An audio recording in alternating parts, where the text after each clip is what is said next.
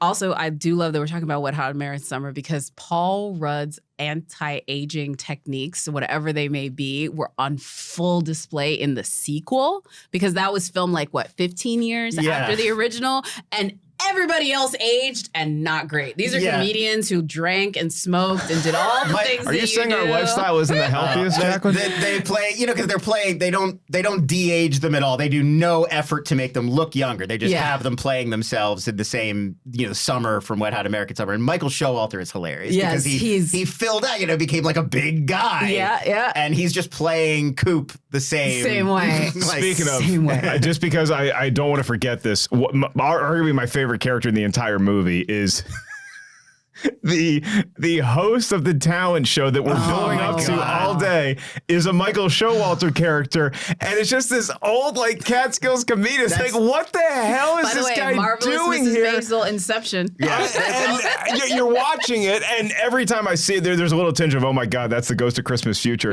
But it also reminded me of Mr. Saturday Night, which is a very tough movie for comics to watch. And where it's Billy Crystal, 90, still doing like jokes at a bowling alley. And you're like, this poor guy just got a gig, but it's so funny. And it was heartwarming to see he's got another how hard he's killing in this little room in the middle of nowhere. But he's murdering.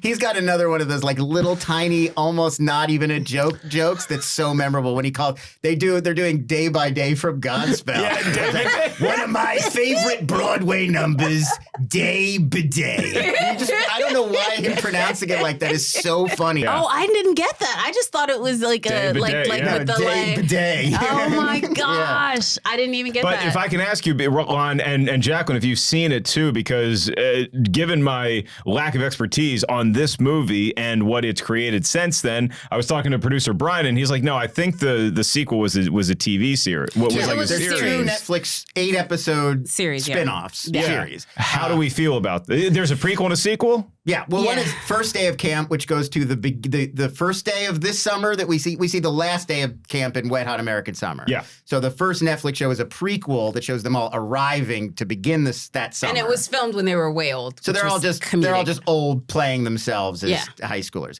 And then the next one is 10 years later, and we see a full dramatization of them meeting up again 10 years later to talk about their lives. And how do we feel about these? Did they live up to it? I think they're great. I mean, it's not the same experience because, like we were saying with the movie, it's like joke a minute. It's not really a story. It's just coming at you. These they try to make it more of like a show, and so it's more there's rise and fall and plot lines and whatever. So if that sounds good to you, it might sound good to Jacqueline.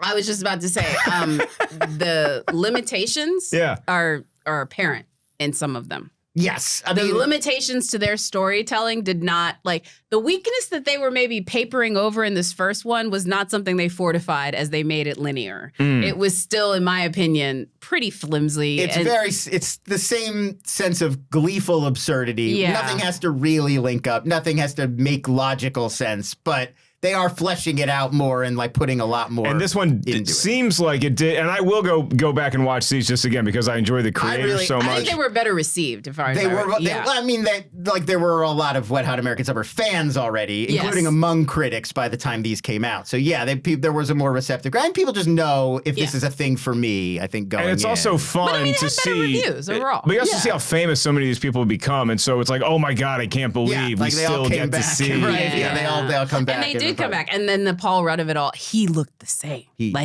legit. He's now, I study him now because, first of all, I study any white person that rivals black people's skin. Because personally, as somebody that lives with somebody that it irritates, he's older than me. He's older than me. He's got good genes. And he's just, it's infuriating. I feel like he's getting better. I feel like he and Tom Cruise are both they're right at this point where it is starting. It is just starting. In the last few months, 6 months, they're actually beginning to look like human people. And it never used to happen. No. You would see Tom Cruise years apart. You'd be like, still looks the same? But this one with that same bad wig, take one, take two. It is you don't even see a difference. And that, ladies and gentlemen, is why you should go see Quantumania, because he's finally become finally becoming human. He's finally becoming a man. It took a trip to the quantum realm, but it's finally every happening. wrinkle for your sanity. I appreciate it for you. Anyway, that's gonna wrap it up. I can't imagine what being shrunk and then going huge and then coming back. I can't imagine what that does to your skin. Yeah. I mean, honestly, I really hope he's investing in moisturizer because he should.